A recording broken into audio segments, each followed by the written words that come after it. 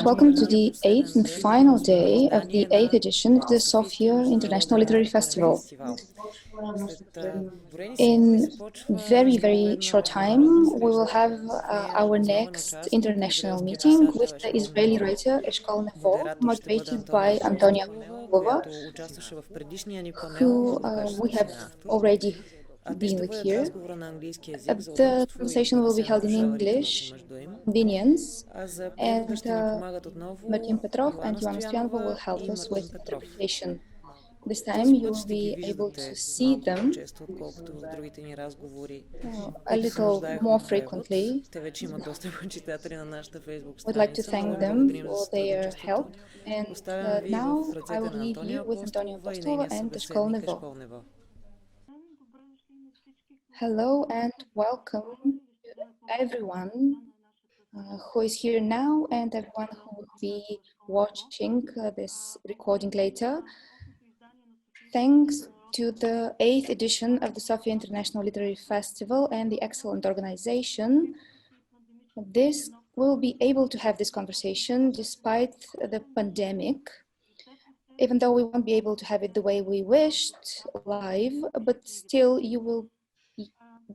maybe you won't be able to see him, but you will be able to listen to him here. Eshkol is now in Israel. I'm in Sofia, and most of you watching, I suppose, are here in Bulgaria or somewhere around the world. So this will be a very cosmopolitan experience. I will talk to Eshkol Nevo in English. That's why we have simultaneous interpretation. And that's why I'll try to speak more slowly, though it may seem a bit awkward at times. While you're listening to us, you can send your questions to the writer on the pages where the event is streamed. We will pick some of them and ask them towards the end of our meeting. Now let me do a short introduction. Eshkol Nevo is one of the most renowned Israeli writers, not just in Israel, but around the world and especially in Europe. He was born in 1971. He lived in Jerusalem, Haifa, Detroit, and he's the grandson of the ex-Israeli Prime Minister Levi Eshkol, who he was named after. He has written 5 novels, excuse me. He has been awarded a number of prizes. He has been translated in many languages. Sadly, in Bulgarian, we have just one book of his translated into Bulgarian. And this book, 3 Stories Up, is the official reason we are here today. It was shortlisted for the National Book Award in Israel. Eshkol is interested in the topic of psychology. He actually studied psychology and he has very good use in his books, at least that's my opinion. He teaches creative writing in several Israeli institutes. Some of his books have been adapted for the stage. And 3 Stories Up is about to be adapted for the screen by the famous Italian director Nanni Moretti. Now I'd like to address the author, and I'll do this in English. Eshkol, can you hear me? Yes, I can hear you very well. I was just introducing you to our audience today. So welcome to you too, though unfortunately not in person like we would have hoped, despite the current situation in the world. It's an honor to have you as a guest at this edition of the Sofia Literary Festival. Thank you. I wish I could be with you. In my schedule, I can still see Sofia. Today was supposed to be my last day in my book tour in Bulgaria. Oh. And I wish I could come. I wish I would come in the future. I'm completely curious about the Bulgarian story. But on the other hand, I think this opportunity to talk with people, probably sitting in their houses, probably maybe alone, looking for inspiration. I think we can use this opportunity, and I'm ready for our conversation. will literally enter their homes. We will start with, I have a lot of questions for you. I hope we don't tire you completely, but we have about an hour. Let's start with a more general one we cannot escape. You probably noticed that I turned to you as Eshkol and not as Mr. Nevo, which would have been the proper official Bulgarian address. But at least in my experience, Israeli people are one of the warmest, most direct, sometimes too direct people. One of the most informal people that I know in the way they communicate.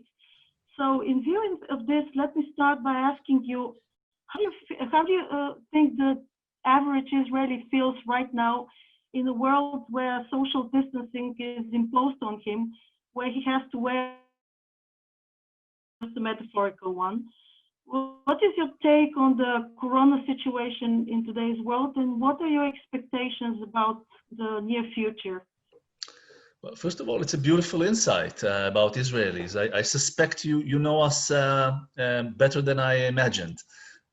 Yes, we are very direct, and the communication between people in Israel is warm and open. It also has a connection to the book, because the book we are going to talk about is a book made out of 3 confessions.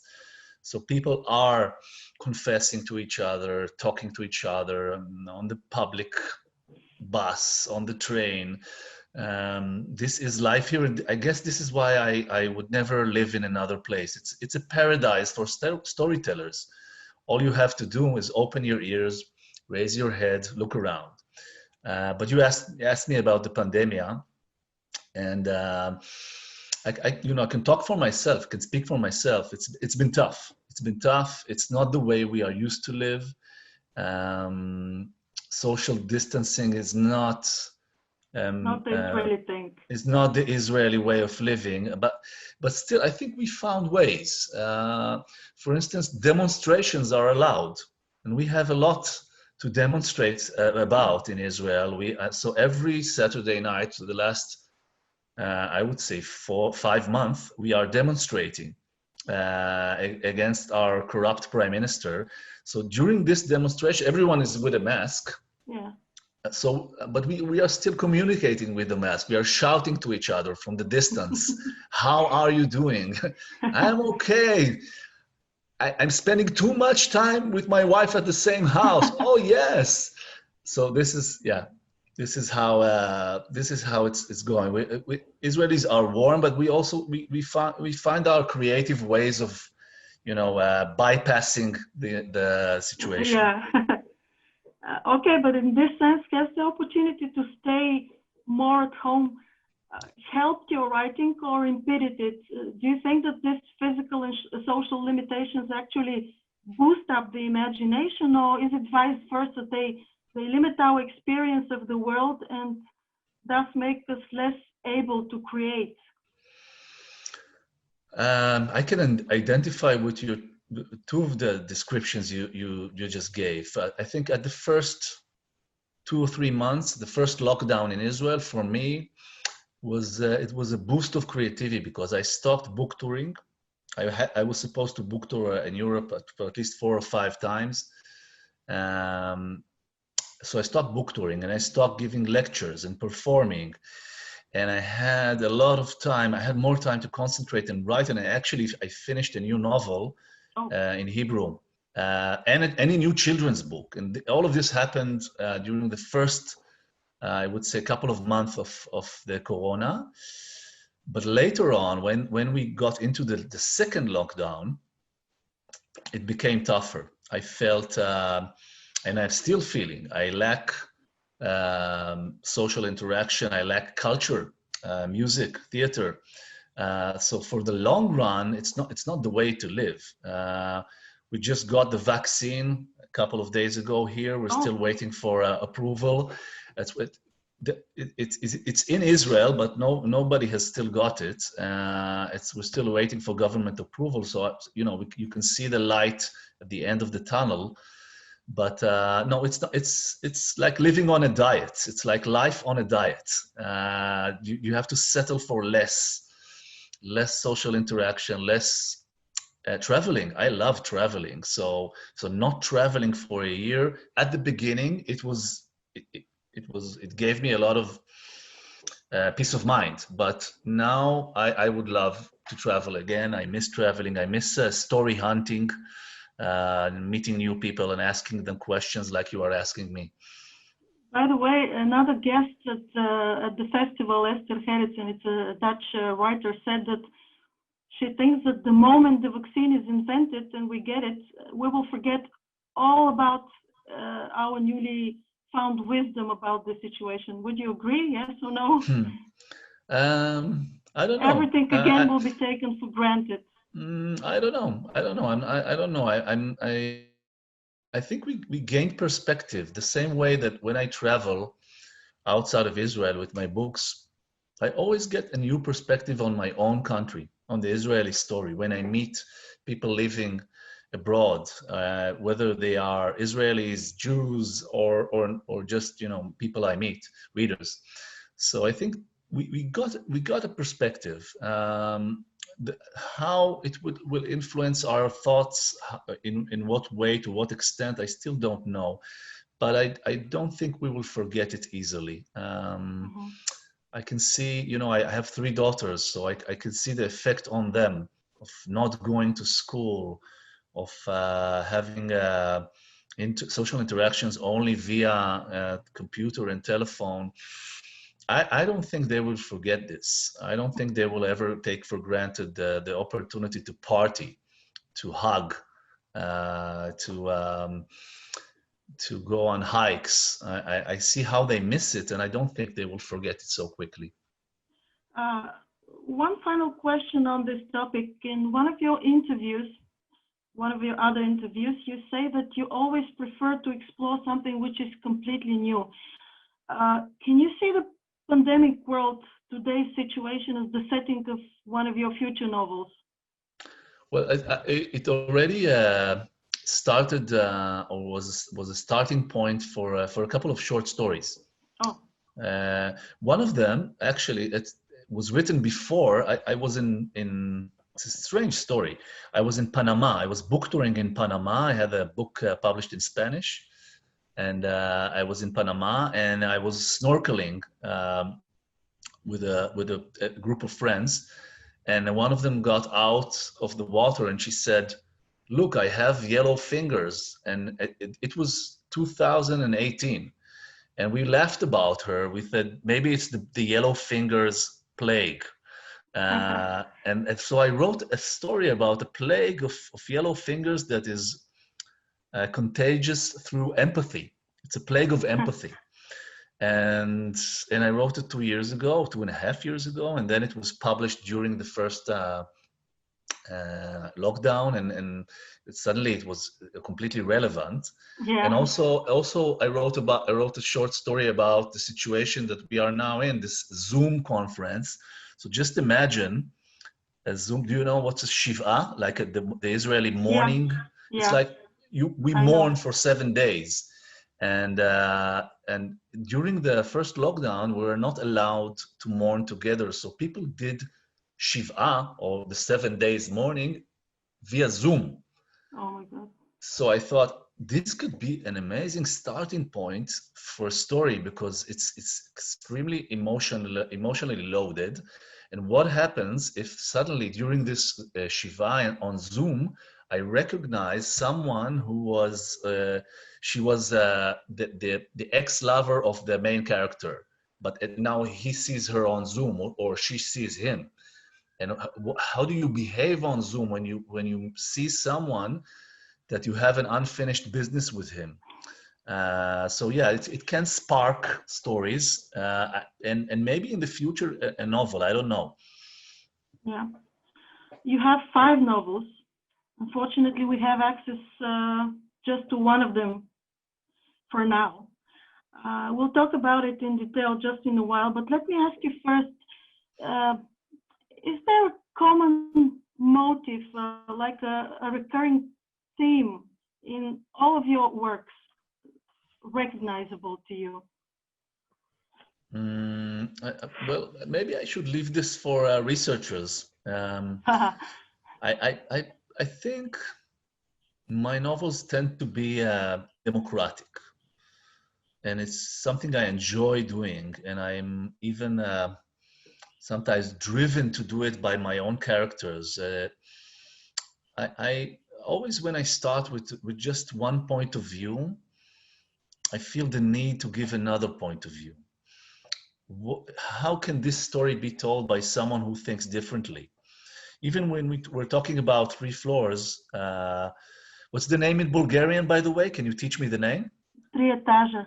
Три étages. Even if we're talking about три étages, I began with the first floor, and I never thought it would be a novel. This man confessing about what happened to his daughter, but then I felt this urge to give another opportunity to a woman to confess, and maybe her confession would be a bit different.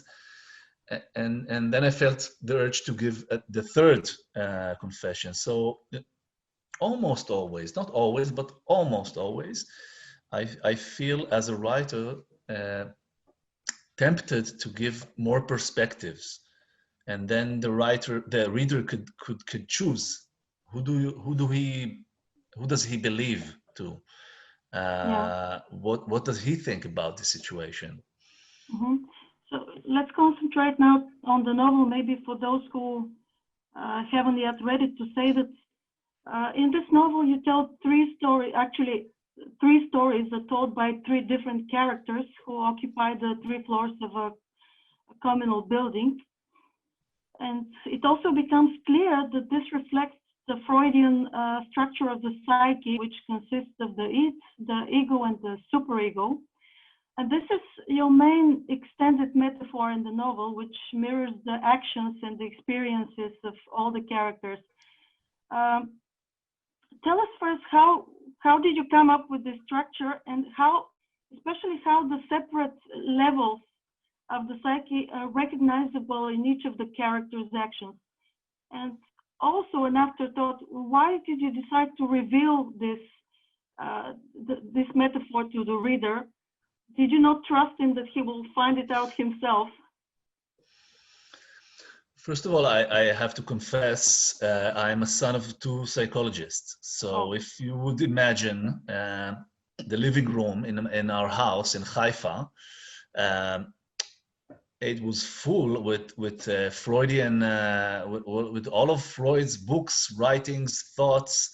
I was reading The Meaning of Dreams by Freud when I was 10 years old. Oh. This was my Harry Potter. And also I studied psychology. I never really became a psychologist. I prefer to be a writer, but I studied psychology, and this topographic model of Freud, id, ego, superego, is kind of, in a way, it's inside of me. But I never thought of it when I began writing Tri Etage. I was just writing. I was writing confessions. I was writing about family secrets, the accident between couplehood and parenthood, the dark sides of parenthood. But there was a point after finishing the second floor, the second confession, I suddenly saw the potential. That I can make this analogy between this building and the topographic model of Freud. And then, of course, I had to put the judge, the superego, at the third floor. I couldn't resist the temptation. But what I really love about Freud is not, I don't really think that people are divided into 3 parts. It's a beautiful metaphor, but I don't really believe in it. What I take from Freud, and I was struck by it when I was studying psychology, was this idea that every moment in our lives, we are in a conflict between our drives, our animal instincts, and the demands of reality, the ego, and the demands of the society, what we are expected to do. And I feel that way. I think what I wanted to do with the characters in this book is to put them into situation when they have this conflict at its extreme, and they have to face the moral issues and the deepest questions of their lives. By the way, your third character, Dvora, or Devora in Bulgarian, as it is translated, she kind of criticizes Freud. She revises his theory. She says, you saying through her, that these three levels of awareness are not in us, they're between us and the others. And you connect this with the concept of storytelling.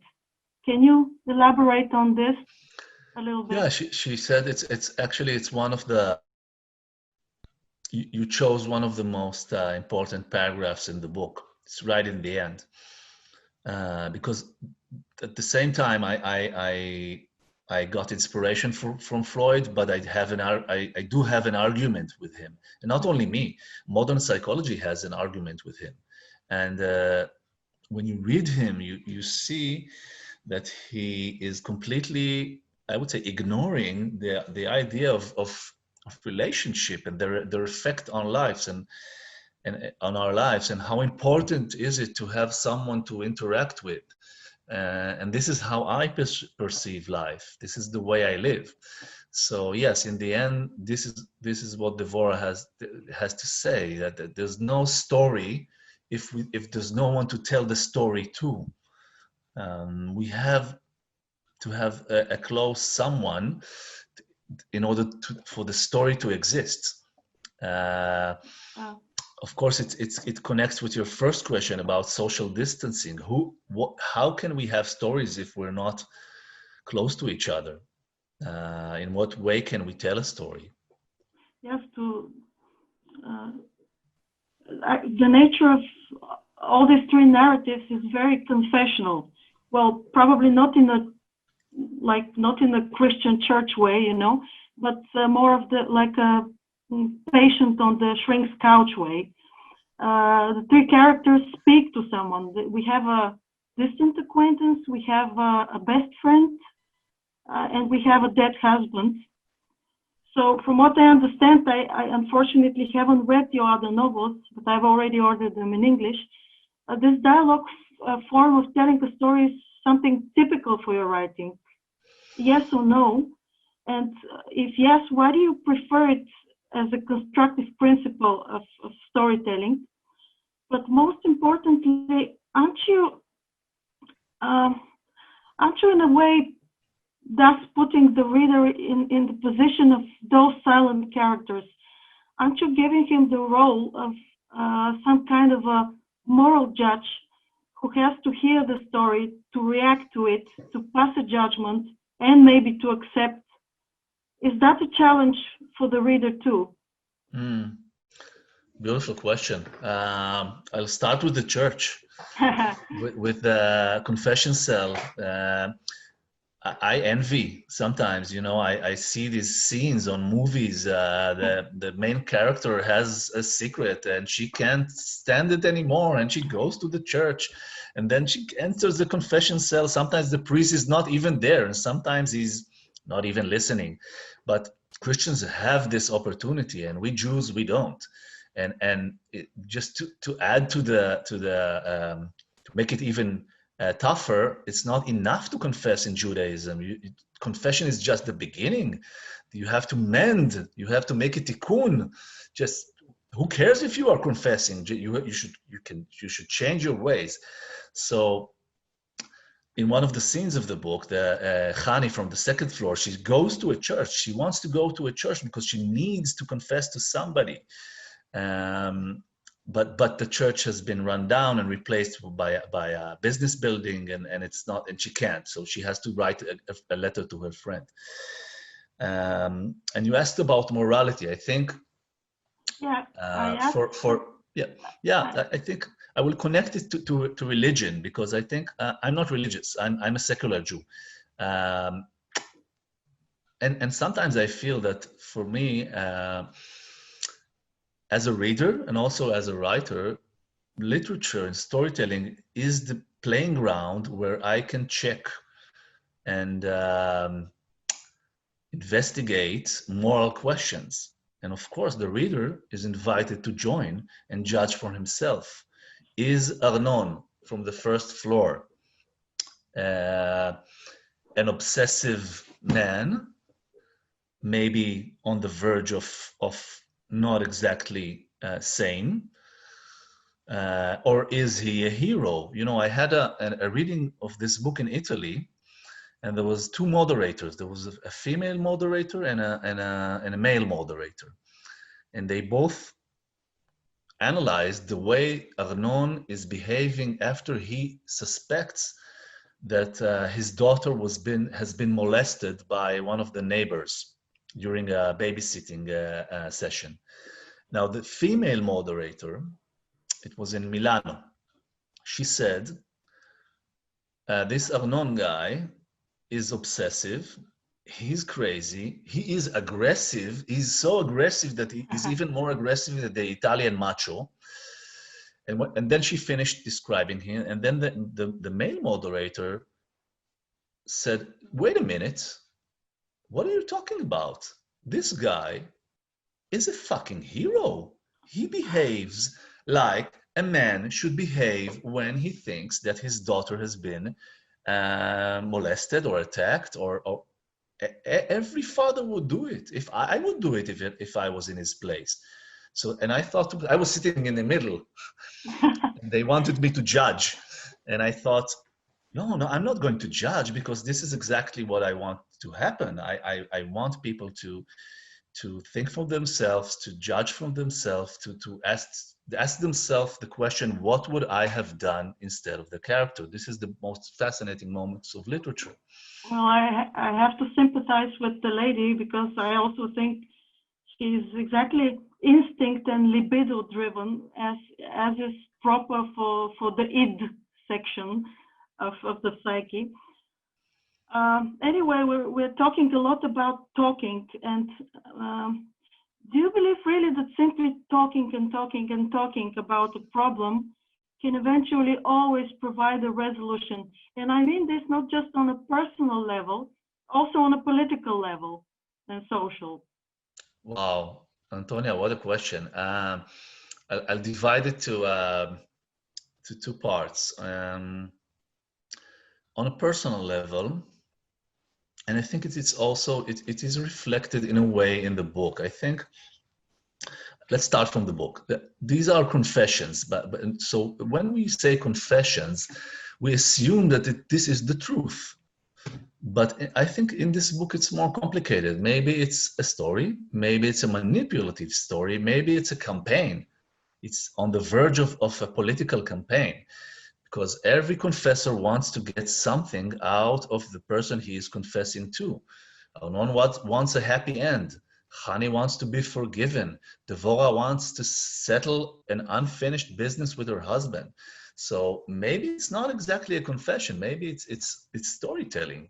And I think on a personal level, the more I grow, I would say older, I find it more effective, if we're talking about therapy, to go towards the physical areas. I've been doing all sorts of physical therapies, which I found more effective and more liberating than talking to a psychologist. Maybe because I have become such a storyteller, I can tell stories even to the psychologist.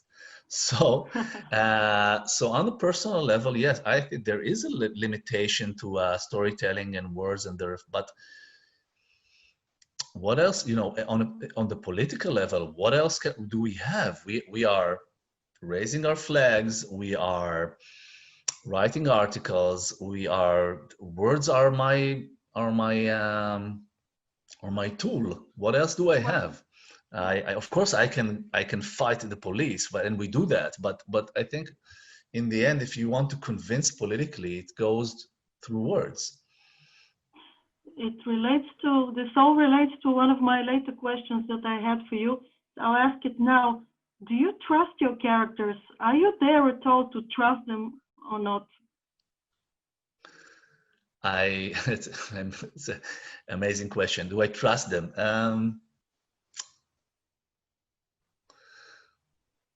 I think this is a very strange relationship between a writer and his characters, and specifically in Tri Etage. I think it was the first book of mine I ever wrote that I felt that I'm not sure I'm completely in love with the characters. I liked them, but I also disliked them. I trusted them, but I also distrusted them. And there are some moments in the book while writing, I felt like shouting to my own characters, "Don't do it. Don't do it." And they would answer, "Sometimes you have to do the wrong thing." This is what Hani even like specifically says, explicitly says in the second floor. She says, sometimes doing the wrong thing is what you have to do.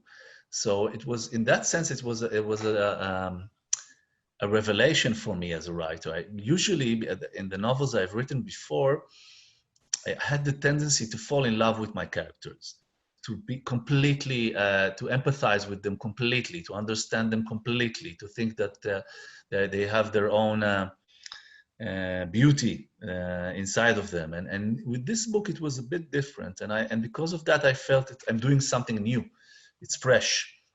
I think this is maybe the reason I felt that I want to publish this book, even though it was kind of dangerous on a personal level. I felt very personal with this book, but I thought, yeah, I did something new here, so I want people to read it. I'll take you back to psychology for just a brief answer. You did study psychology. Don't you think that it actually, do you think it helps you in creating your characters, in crafting their quirks, in making their actions, their reactions, their emotions more plausible, more logical than those of a writer who doesn't have this psychological background? No, I don't think so. No. Actually, I had to forget some of the things I learned, because scientific psychology tends to generalize and also tends to make statistics out of everything, because it's research. You have to have statistics in order to get the grant. And I felt while studying, I don't perceive the world that way. I see every human being as a very unique creature. And it is not the only reason I never continued my studies, but it's definitely one of the reasons. I didn't feel like generalizing. So no, I don't use a lot of things that I learned during my psychology studies. I use my ears, I use my eyes, I'm curious. I ask people questions. Usually I even ask my interviewers questions. I don't want to embarrass you, but this is my tendency. I always ask questions. This is how I learn. I'm up for that. Okay. This is how I learn about the world. I do research. For instance, my new book is about. There's a main character in my new book in Hebrew, which is a doctor, and I was trying to understand how does a doctor feel when he doesn't feel like going to work. He had a personal crisis, but he has to go to work. Now, you cannot learn this in psychology. You have to talk with people and ask them what happened in the day you felt like not going to work. Or if we take the Etage and we have the judge, I was curious to know, how does a female judge act or behave when she comes home and there's a fight between her children? Does she rule like a judge, or maybe not? And this, you cannot study that in psychology. I had to talk with people, with judges, female judges, and ask them this question, and ask them a lot of other questions regarding the mental life of judges. So I think curiosity is, and I tell this to my students in creative writing. They ask me, should we learn psychology?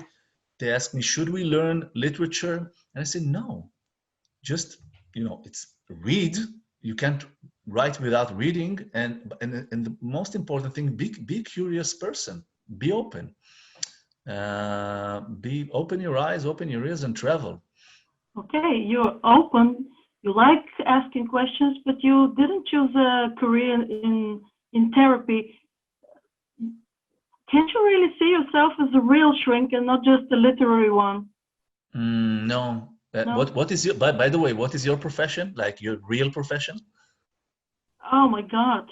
I was for many years an editor in the online news sites, and now I'm just running the literary site, like doing reviews and interviews with writers. But that's just a hobby. And could you see yourself as a therapist? Yeah, actually, yes. Yeah, it's your alternative life. This is like your road not taken. Yeah, I guess I took a shortcut and I just decided to do it in my books. I'm also a writer. So I think it's also, it's my road not taken also because I studied it, and many of my friends and my parents. But no, I think what I really love doing is teaching. And when you are a teacher, you are able to touch people's hearts and maybe even to relieve them from their sorrows, and maybe to liberate them from their blockades in a way which is not direct. You're not asking them about their childhood and their relationship with their father or their mother, about their dreams. You're dealing with their texts. And you're only talking about the text, about the story, about the poem, and through this, sometimes you can. It's close to salvation. So for many students, so this is how I feel. I reconnected to the therapeutic drive without being a therapist. Let's talk a little bit more about the main topics of your novel. According to me, one of them is this,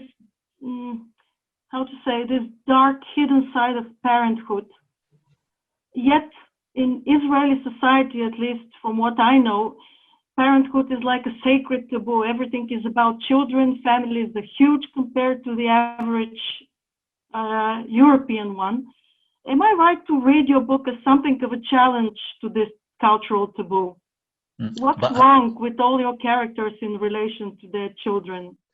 By the way, how is it in Bulgaria? Is it the same Orthodox kind of, you have to have children and at least 2 or 3? No? Not like the Israeli way now. So it's completely legit to choose not to have children, or to prefer your career upon? More than in Israel. More than in Israel. You know, what's interesting about this dark sides of parenthood thing is that while I was writing the book, I was not even aware that this is an issue in the book, a theme. I just wrote the book. And when people asked me after the book was published in Israel, I had this meeting with booksellers, and they asked me, they said, we didn't have the chance to read the book yet because just published yesterday. So can you please tell us what is the book about? And I said, well, I'm not sure I know. It's so new. I need perspective. And then 2 or 3 months after the book was published, and this is connecting to your profession now, and the relationship between reviewers and writers, there was a review on the book in Haaretz, which is maybe the most important newspaper in Israel regarding culture. And the journalist described the book as a book about the dark sides of parenthood, Israeli parenthood, breaking the taboo. And I read the review. I remember this moment. I was sitting in my house and I was reading it. And after I finished, I said, yeah, he's right. I never thought about it. I had to be completely unaware to the fact that I was writing about parenthood in order to write about parenthood, because I'm still a parent. After our conversation, I'm going to take my third daughter from the after school activities, and we are going to buy her new shoes and then ride on the bicycle. This is what I do. So I had to be completely unaware of that I'm writing about the dark sides of parenthood in order to write about it. Is it challenging the Israeli, the sanctity of parenthood? Maybe, but more than that, I think I was out to liberate parents from their fear to talk or to admit dark feelings regarding the other parents, regarding their children, regarding the loss of freedom when you are a parent, regarding the situations when you cannot get along with your child. Sometimes it's a tragedy. It doesn't work. And then you make so many mistakes as a parent. I think the average of mistakes I make as a parent every day, now it's 1:42 on Israeli clock. I think by this hour I have made already 3 parental mistakes today. So this is like a normal day. It's just a work day, not a weekend. On weekend you make more mistakes. So I think this was the effect I was looking for. Just let's talk about it. Let's write about it. Let's admit it. Let's put it on the paper. And later you can choose what you want to do. The other major topic in your work, in this novel, is it's very connected, of course, to the first one, is the idea of home. Home, of course, both as a family unit and on a more national level. Now everybody is forced to stay home. People are forced to stay very close together, sometimes up to a suffocating point. Is still home a place of comfort and security for you? And more importantly, what are the compromises we have to make in order to keep home integral, to preserve it? I'm really happy that I didn't ask your questions to get your questions in advance, because now I'm surprised and I have to think freshly. I think I'll speak about myself at the beginning, at least. I think until the moment my first daughter was born, which is 17 years ago, I was looking for a home. I was not sure I would find a home. Home was a big issue in my life. I moved a lot of houses when I was a child. If you look at the novels I wrote the novels I wrote before my first daughter was born, and maybe even at the beginning of parenthood, this issue of where is home, national home, personal home, was a very kind of burning issue in my writing. Maybe this was the question I was asking. And later on, I think the answer to the question, where is home, is quite clear to me now. The home is where my daughters are. They need me. The need is very evident. I can't ignore this need. When I book tour, I have this very funny phenomena that after exactly 5 days, I start feeling pain in my body because I'm not near to them. I'm daughter sick after 5 days. So usually I travel up to 5 days. So the answer to the question, where is home, is very simple for me the last 17 years. But then comes the second question that you were talking about. Can we be happy in our home?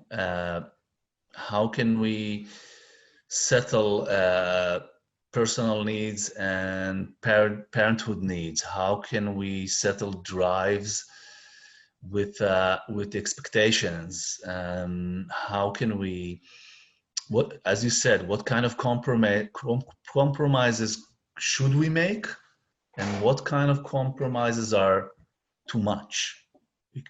That we can say, no, that's too much. I'm not willing to compromise on that.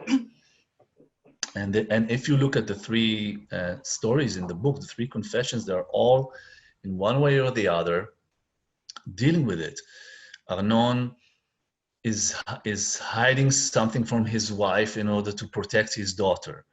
Chani is meeting a man which is not her husband and discovering that he's a better father for her children than her own husband. Devora had to choose between her husband and her son, and she made a very unpopular choice in Israel that you can imagine what it was. So definitely the question of compromise is central. Talking about Israel, would I be right in saying that your stories reflect an essentially Israeli experience? Is the Israeli context essential for understanding your characters' actions and motivation? Or would you rather say that your stories are just universal, they could happen anywhere? I think at the beginning, when I started to be translated, it was 2007, I didn't understand why did publishing houses around Europe want to publish my books. Like, it was between me and myself and maybe me and my wife. I told her, why are they doing this? But it's so Israeli. Who would understand it outside of Israel? Who would know what it is to be a Jerusalemite in contrary to be a Tel Avivian guy? What it means to leave Haifa after high school and go to live with your friends in Tel Aviv. Nobody would understand this. This is what I thought. But then I was surprised, and I am surprised again and again, and now I'm not surprised anymore. My books are read around the world, and people connected them, and I had people in Italy, in the United States, taking Triétage very personally. They thought this book was about them, about their own lives. And the Italian director, Nanni Moretti, who I never met, read this book and thought that he wants to make an Italian movie out of it. Something in this, by the way, I don't know till this day, what was it? Why was he so triggered by this book? But I guess it was beyond culture, beyond Israeli or non-Israeli. So yes, I think you can write local, but if you write about family and relationships and secrets and confessions and conflicts, maybe it's global even if you're not intending to be global. As many Israeli writers, you're most probably the leftist, the liberal, the tolerant type of intellectual. Would you say that your novels have a social weight, that they're passing social judgments on Israeli society and politics, or you're trying to keep away from that? I would say I'm a social activist and a political activist the last couple of years, but it doesn't necessarily have to be reflected in my books.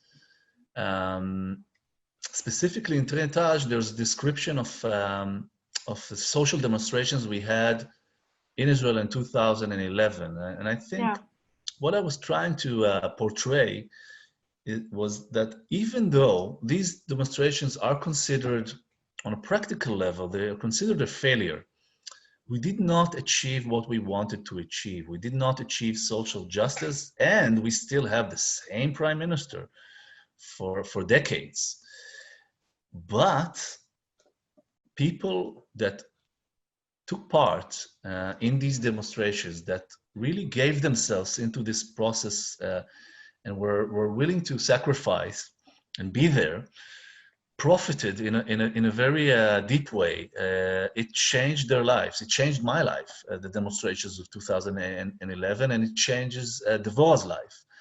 And I think people that are now demonstrating with me every Saturday night in Jerusalem, I think, I'm taking my daughter, my second daughter, with me. She wants to come. She's not willing not to come. And I think this will change the way she thinks about society, about politics, and affect her self-confidence. And I think, so I'm interested in reflecting social and political issues in my novels, but through the characters and in a very emotional way. And when I have a political opinion, which is completely clear, I just write an article. This is something I do. And I've been doing it quite a lot lately because we're having a lot of political issues in Israel. Yeah. Let me see, we have some questions from the audience. Cool. Somebody is asking if Arnon from the first floor resembles Humbert from Lolita. No, but I understand why this question is asked. Without revealing too much, because people still have to read this book. I can see the cover in the Sofia Literary Festival frames. A beautiful cover, the dices, the 3 dices, maybe one of the most beautiful covers of this book around the world. There is a moment in this book when Arnon is attracted or maybe tempted by a female character which is beneath the age of 18. So I understand why the book of association, where is it coming from? But and it's an interesting read of this novel. But I was not thinking about Lolita when I was writing Arnon. I was thinking more. I had in mind male characters that lose it. They collapse. They are losing it. Something triggers them and they are losing it. We can sometimes see it in Israel with post-traumatic people from wars. Something triggers them and they just lose it. And this is what I had in mind. Okay. If you think about on the way down, the movie, or Jack Nicholson as an actor, or Robin Williams in Fisher King, men who seem to be normal and then they lose it. Something which touches them very deep and triggers them. Yeah. Another question, a very different one, is: do you remember the terrorist act in Bulgaria perpetrated against Israeli tourists? I kind of forgot the year that it happened. Did you write something about it in those? No, I didn't write about it. I have to visit Bulgaria in order to write about it. Mm-hmm. So I will come and then maybe I will have Bulgarian stories or something from the history. I can't write about a place without feeling it intimately, at least for a couple of days. Yeah. But we have a few more minutes. Let me ask you a more personal, it's not personal, but a question of the so-called classic writers Israeli trio, the David Grossman, Amos Oz, and Yeshua. Who is the closest to your creative nature, to your heart and mind? Actually, I don't think of them as... when I think about inspiration or closeness, I don't think about writers, I think about books. So Amos Oz has a book called Oto Hayam, the same sea, which completely and directly inspired one of my novels, and I had the opportunity to tell him that because he was my teacher. The combination between prose and poetry, the role of the white spaces in the page, in when you tell a story, what does it mean to be silent? This was definitely inspired by Amos Oz. And when you talk about writing a journey, then you have Yoshua, and he writes journeys so beautifully. So when I wrote my journey book, which is called Neuland, I felt that I was following his footsteps. And when you mentioned Grossman, and Grossman writes beautifully about children, and he writes amazingly women characters. So when I write children or women, I think about it. And you mentioned Edgar Keret. Whenever a story of mine becomes surreal, I know that Edgar has some kind of, I should thank him in a way, because he was the one that started this surreal option in Israeli literature. It's almost non-existent. And I read him as a soldier, and I was reading Edgar Keret, and I thought, what is that, and how is it that a surreal story feels so real? This surreal description of being a soldier in the army was the most realistic thing I ever read about being a soldier. So all of them are inspirations. Don't make me choose. I'm inspired also by music, by film, by writers who are not Israeli, by traveling. Everything everything is an Can you name a inspiration. few names from what you're What? reading? Can you name a few names from the things you're reading? So many, but I will choose one Okay. who is relevant in a way to Tritage. Alice Munro, the Canadian Nobel Prize winner, she writes novelettes or short stories or long short stories. And what I love about her writing, beside the fact that she's so good, is that you can never know what will happen in the next paragraph. It always strikes you. It feels like she's dancing the story in a very liberated way. And when I think this affected my writing. I was trying to get this kind of energy of not knowing what will I write in the next paragraph. So Alice Munro is definitely an example. Okay. One final question, which is very selfish and like personal, but I just have to ask you because I'm very fond of Israeli musicians and bands. Every time I'm in Israel, I try to go to a concert. Your favorites? I have to know what you're listening to. Well, you're talking with a starved person. I'm completely into music, and I work with musicians quite. I write lyrics for pop songs. I do concerts with classical musicians. I even did a project with Yoana, which is a rhythm kind of band. Music is the essence of life. I was supposed to be a musician. I'm a frustrated musician. And I think the most interesting, I don't know about this, every time I like another musician, there's always, it changes from day to day. But I think the most fascinating things that is happening in Israeli music is maybe also in Bulgaria, you can feel I know a little bit of Bulgarian music, maybe is related in a way. Israel is a junction of East and West. And when you hear Israeli music like Beri Sakharov or Dudu Tassa or Ehud Banai, maybe these names do not say a lot to our listeners, but they have a way of combining East and West, Arab and American, Oriental and rock, folk, and it's beautiful. It's beautiful, and it's the right. I think it's the way we live here. So it's also a right way of it's the right soundtrack to our story. Okay. Unfortunately, our time is up.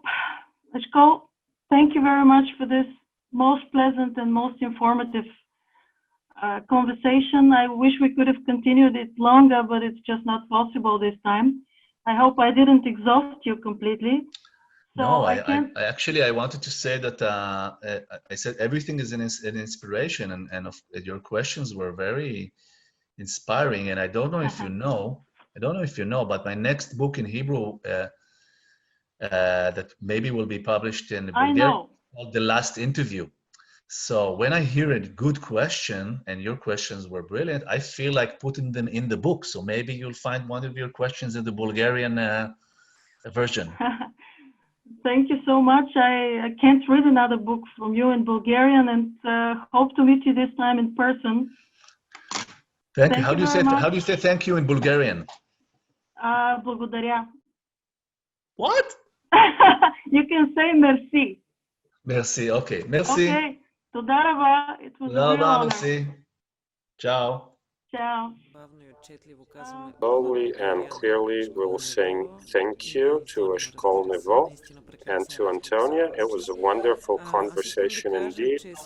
I would like to tell you that our events today, this is not the only Israeli author we'll have with us. The Edgar Carrot, who was just mentioned, will be part of our program.